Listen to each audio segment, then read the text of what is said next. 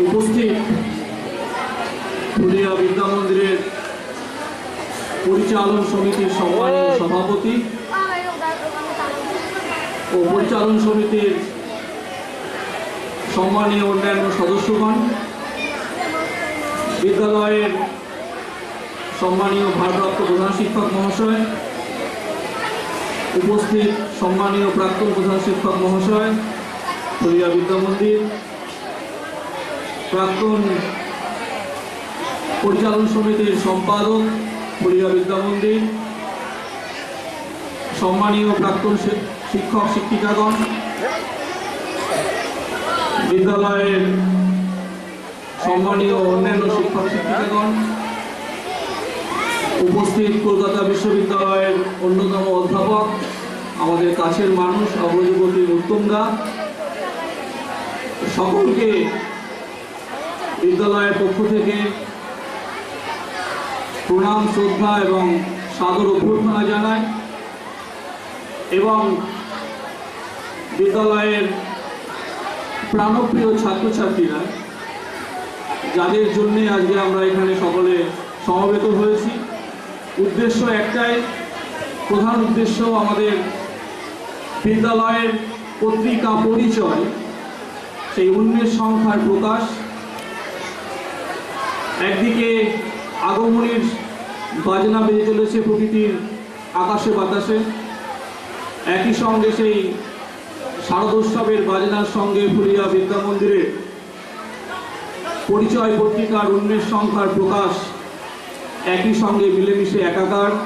সেই উদ্দীপনা, সেই উন্মাদনা, সেই উৎসাহ,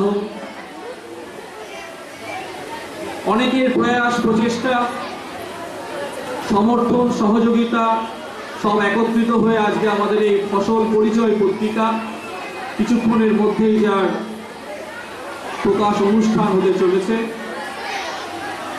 এই পত্রিকা প্রকাশ করতে গিয়ে পরিচালন সমিতির সভাপতি, শিক্ষক শিক্ষিকা, ছাত্রছাত্রী সকলের যে ঐকান্তিক প্রয়াস, সকলের যে উৎসাহ, এটা আমাদের কাছে খুব চোখে পড়বার মতো।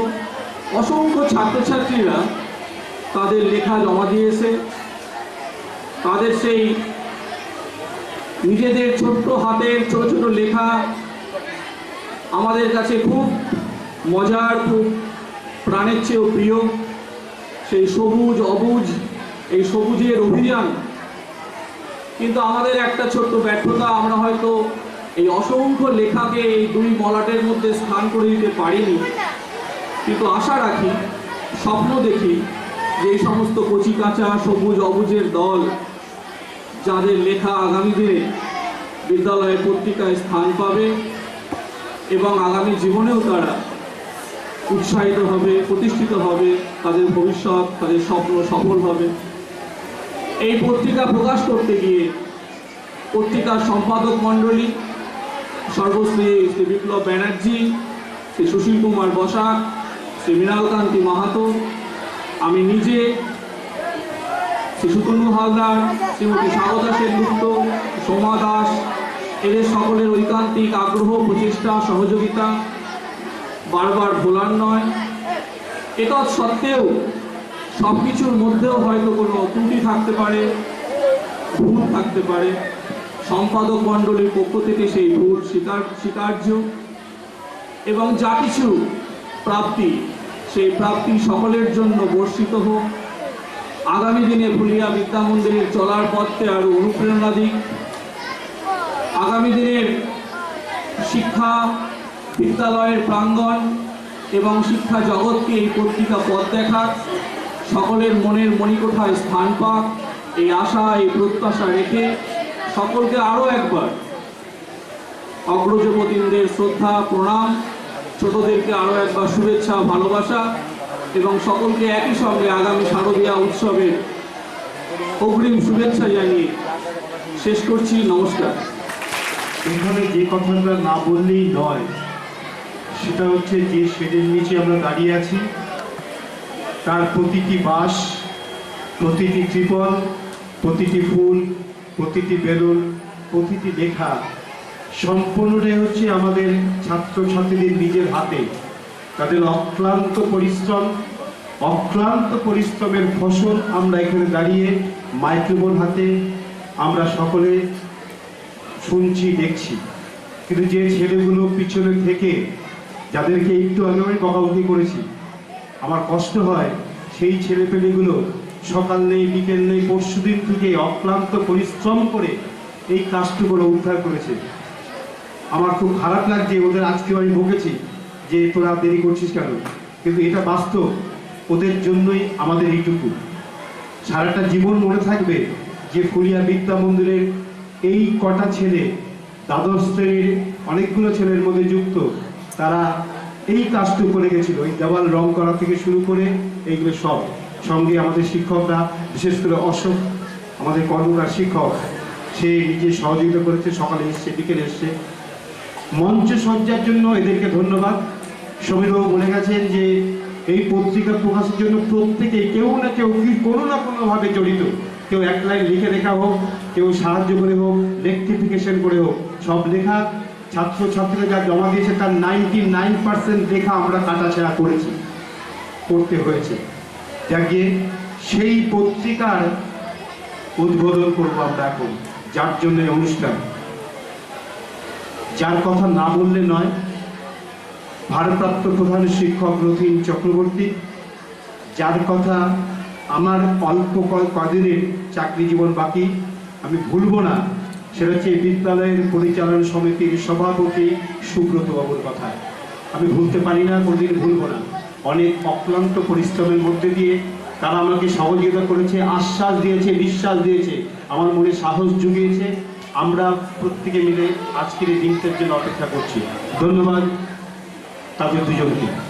এবারে আমরা চলে আসছি পত্রিকা প্রকাশ মূল অনুষ্ঠান, সেই অনুষ্ঠান। আমাদের মনে রাখা দরকার যে আমাদের আজকে এই মূল যে বই যেটা পত্রিকাতে প্রকাশিত হবে, তাতে অনেকের আশীর্বাদ বাণী এর মধ্যে বর্ষিত হয়েছে। আমরা প্রত্যেকে বিদ্যালয়ের পক্ষ থেকে তার প্রতি কৃতজ্ঞ থাকব। এখানে ভারপ্রাপ্ত প্রধান শিক্ষকের লেখা রয়েছে আমাদের পরিচালন সমিতির সভাপতি, তার লেখা রয়েছে। ফলে আমরা এই ক্ষণে দাঁড়িয়ে পরিচালন পত্রিকাটাকে উদ্বোধন করব। আমরা যেটা শুরু করছি এটা আগামী দিনে চলবে, শেষ করার জন্য নয়, এগিয়ে চলবার জন্য বার্তা দেবেন এই আশা রাখছি। রবীন্দ্রনাথের সেই লাইন কটি মনে পড়ে, নূতন কালের নবযাত্রী ছেলে মেয়ে শুধাইছে দূর হতে চেয়ে, সন্ধ্যার তারার দিকে চেয়ে বহিয়া চলেছে তরুণীকে। সেতারেকে বাঁধিলাম তার, গাহিলাম হারবার, মোর নাম এই বলে খ্যাত হোক, আমি তোমাদের লোক, আর কিছু নয়, এই হোক শেষ পরিচয়। আমাদের সকলের পরিচিত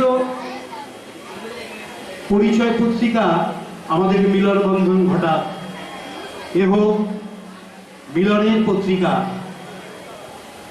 এই পত্রিকা অতীত থেকে বর্তমান থেকে ভবিষ্যতের যারা আমরা থাকবো, যারা থেকেছি, যারা ছিল, তাদের মেলবন্ধন ঘটাবে এই আশা করে এই পত্রিকার প্রকাশ। পরিচয় হলো মেলবন্ধনের হাতিয়ার। বাঁচবার একমাত্র স্বপ্ন।